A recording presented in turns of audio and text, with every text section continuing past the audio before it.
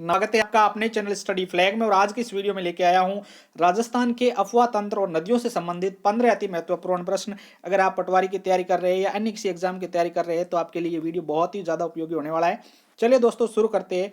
आज का पहला प्रश्न, राजस्थान के किस नदी बेसिन में बीहड़ मिलते हैं?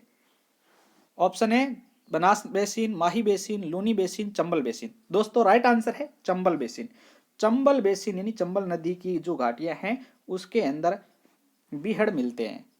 अगला प्रश्न है, राजस्थान में सबसे अधिक सतही जल वाली नदी है। राजस्थान में सबसे अधिक सतही जल वाली नदी है।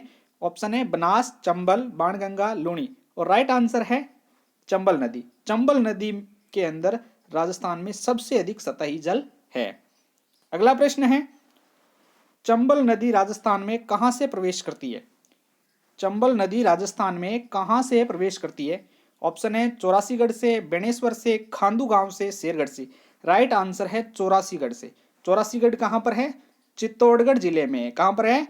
चित्तौड़गढ़ जिले के अंदर स्थित है। अगला प्रश्न है, चंबल नदी का उद्गम कहां से होता है? चंबल नदी का उद्गम कहां से होता है? नागपहाड़ से, अरावली से, जनापाव पहाड़ी से, दिवेर से। राइट आंसर है जनापाव की पहाड़ियों से चंबल नदी का उद्गम होता है। अगला प्रश्न है, राजस्थान राजस्थान के कौन से जिलों में एक भी नदी नहीं है? राजस्थान के कौन से जिलों में एक भी नदी नहीं है? ऑप्शन है श्रीगंगानगर व हनुमानगढ़, बीकानेर व चूरू, नागौर व चूरू, बीकानेर, नागौर व बीकानेर। तो राइट आंसर है बीकानेर और चूरू। ये दो जिले ऐसे हैं जिनके अंदर एक भी नदी नहीं बहती है।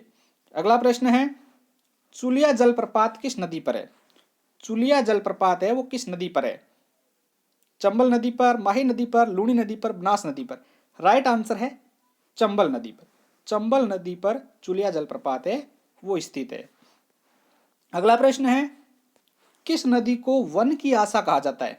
किस नदी को वन की आशा कहा जाता है? चंबल नदी को, बनास नदी को, माही को, लूनी को। तो राइट आंसर है बनास नदी को वन की आशा या वर्णाशा कहा जाता है। अगला प्रश्न है, चंबल नदी की कुल लंबाई कितनी है? चंबल नदी की कुल लंबाई कितनी है? 966 किमी, 950 किमी, 1000 किमी, 972 किमी। राइट आंसर है 966 किमी है वो चंबल नदी की लंबाई है। अगला प्रश्न है, बाणगंगा नदी का उद्गम कहां से होता है? बाणगंगा नदी का उद्गम कहां से होता है? खमनौर से, बेराट से, नागपहाड़ से, दिवेर से। दोस्तों राइट आंसर है बेराट से। बेराट जयपुर, बेराट की पहाड़ियां जयपुर से बाणगंगा नदी का उद्गम होता है। अगला प्रश्न है, किस नदी को आयड़ नदी के नाम से भी जाना जाता है? किस नदी को आयड़ नदी के नाम से भी जाना जाता है? बनास, गंभीरी, बेड़च, सोम नदी। तो राइट आंसर है बेड़च।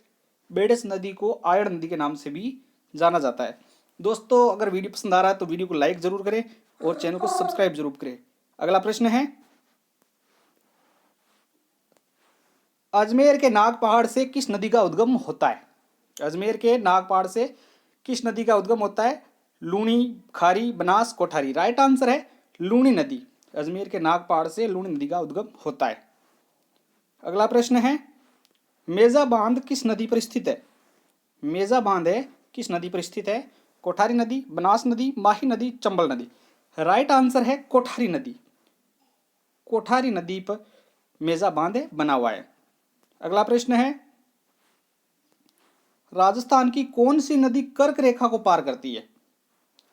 राजस्थान की कौन सी नदी कर्क रेखा को पार करती है?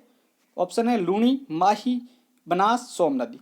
तो राइट आंसर है माही नदी है वो चंबल, माही नदी है वो कर्क रेखा को 2 बार पार करती है। अगला प्रश्न है, किस नदी के प्रवाह को छप्पन का मैदान कहते हैं? बहुत ही इंपॉर्टेंट क्वेश्चन है। किस नदी के प्रवाह को छप्पन का मैदान कहते हैं? बनास, चंबल, माही, लूनी। दोस्तों माही नदी का जो बहाव क्षेत्र है उसमें 56 छोटे बड़े नदी नालों का समूह है जो माही बेसिन के अंदर आता है। उन 56 गांवों और 56 गांवों में प्रवाहित 56 छोटे बड़े नाले हैं, उसे 56 का मैदान कहते हैं। अंतिम प्रश्न है, किस नदी को मसूरदी नदी भी कहा जाता है? किस नदी को मसूरदी नदी भी कहा जाता है, परवन नदी, काकनी नदी, पार्वती नदी, कोठारी नदी। तो राइट आंसर है काकनी नदी। काकनी या इसको कहीं कहीं नाम काकने भी आता है। और ये कहाँ पर बहती है? जैसलमेर जिले में बहती है। कहाँ पर? जैसलमेर जिले में बहती है। मसूरदी नदी को काकनी नदी भी कहा जाता है। दोस्तों ये था आज का वीडियो। अगर आज वीडियो आपको पसंद आया तो प्लीज़ वीडियो को लाइक कीजिए, चैनल को सब्सक्राइब कीजिए और शेयर कीजिए। Thanks for watching.